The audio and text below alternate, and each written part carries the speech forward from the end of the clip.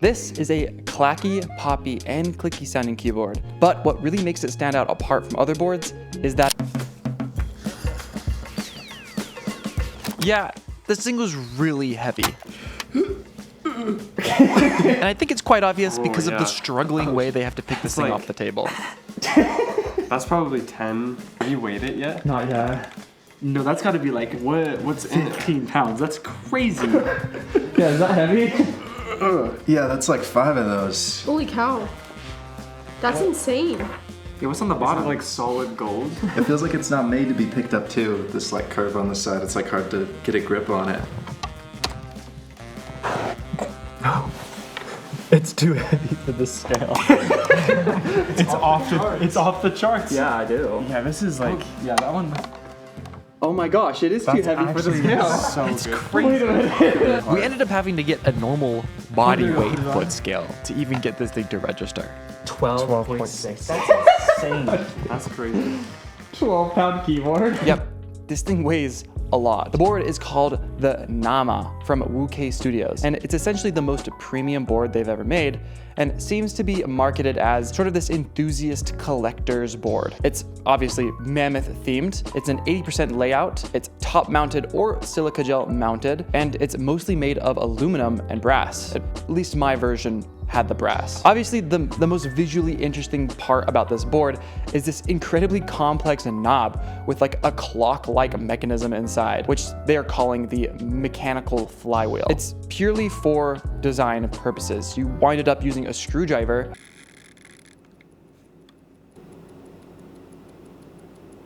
and apparently a lot of the price of this board, which we'll get into later, goes into this one component because it requires an incredibly high amount of manual craftsmanship in order to get it made. Now, the rest of the design of this board is also fascinating. There are these super wavy sides which are extremely distinct. And I always love it when designers of boards make sure all the screws are hidden. So these ones are underneath the keys, which is great. There's also this big wavy LED on the back of the board, which looks pretty nice. And I appreciate that it fits with the waviness of the side of the board. Now, this is me unboxing the board for the first time. And aside from the insanely, incredibly high weight of this board, holy crap, what is in here? Steel? it's a pretty typical unboxing. Until And then we have these switches, which is what we'll use. WS Big Lucky switches. And they're clicky. Hold on. Do they actually want me to put clicky switches in here? listen, I'm not here to judge, but I mean, we'll find out, right? I've never had a company do that. I've never gotten clicky switches. This is also the moment I discovered the only fatal flaw of this keyboard. Tried to move the board and it's so heavy that it just popped out all these bottom. In reality, it's not that big of a deal, but it does mean you kind of have to lift the keyboard up in order to move it, and it's really heavy, so it's kind of difficult, but it's really not that big of a deal. WooK Studios did mention to me that they have fixed this problem for the final version, so just keep that in mind. I mean, you can just tell on my face. I'm going through it. This is the first time I've heard a keyboard with clicky switches that actually sounds good. Imagine that, huh? It's probably the best sounding clicky keyboard I've ever typed on. Like, easily. Yo, wait. You know, my mind is blown here. A clicky keyboard's kind of cool. I didn't know this was possible. The paradigms of my world are being shifted. Sounds kind of good. This discovery was so crazy that the next day I had to essentially redo the test to make sure I wasn't going insane. Moment of truth. Does this board actually sound good after the initial test? It's a fire sounding board. I actually really like how it is.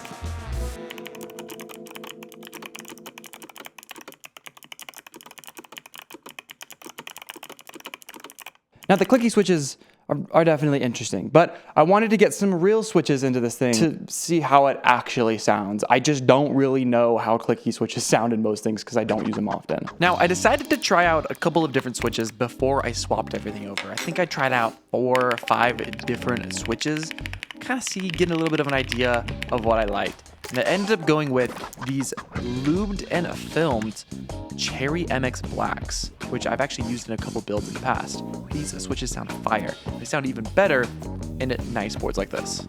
I also went ahead and took out the case foam because I think Cherry MX Blacks just sound better when there's more case for them to resonate with. And then off camera here in a second, I end up switching it to a top mount mounting style. But we'll switch it back to silica gel here in a minute.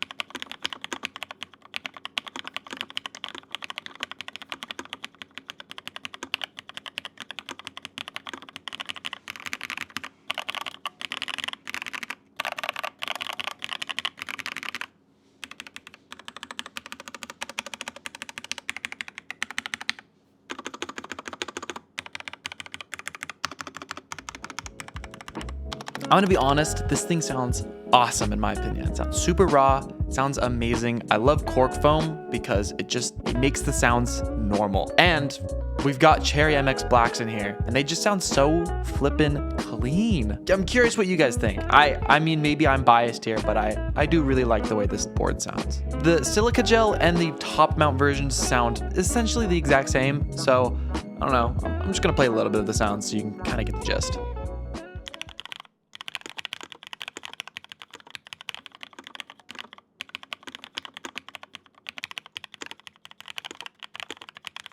Maybe a little bit less hollow, but I don't know. It's hard to really tell. All right, so I have some final thoughts on this board. This board really isn't a consumer-focused board, like a lot of the more budget ones you see today. And the reason I'd say is because the price of this thing is $750 to $1,300 depending on how you spec it out.